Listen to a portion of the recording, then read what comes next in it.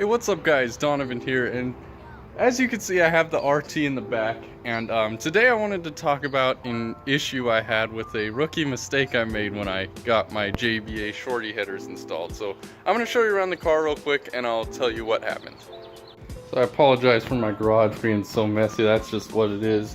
Now when we come to the engine bay here, you could kind of see down there. It's really hard to see because I didn't turn flash on, so let's try this side. You can kind of see the headers in there, that long silver tube. I got the ceramic coated ones. So basically what happened when I installed those, which was a pain, may I add, because there is a bolt that is like impossible to get to on this passenger side, but we ended up getting it installed with a swiveling socket. So I highly recommend swiveling sockets if you're going to do headers on these, unless you lift the engine. But as you guys know, these Hemis are notorious for just problems with exhaust manifold header bolts and gaskets. And so I made the rookie mistake of using the ones that JBA provides with the headers.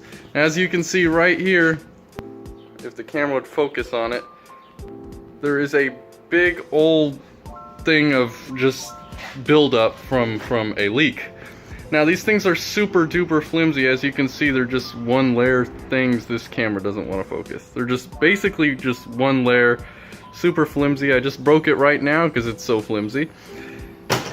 And they leak all the time. Now I wish I would have saved it, but on the driver's side, there were way more leaks. It was just like almost, there was pretty much leak spots on every hole. I don't know what they're called. I'm dumb, sorry.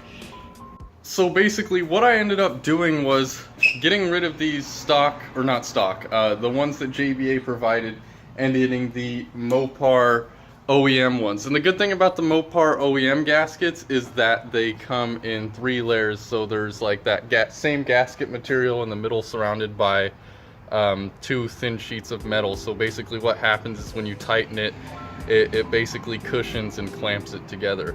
And so far, the car has not leaked as bad as it was before, because before it was just annoying. Like you could actually feel the air hitting under your foot, if that makes any sense. And it was just so loud. I couldn't make any videos in the car, and it was just, let's just say I'm really glad I got it fixed. So I'm going to put the link in the description for the OEM Mopar gaskets. If you guys plan on changing out the headers on this thing, make sure to get those, and don't make the same mistake I did. I went 4 months with an exhaust leak, and little noises in cars like that drive me crazy. Anyways, I'm glad I got that fixed up. I hope you guys enjoyed the video.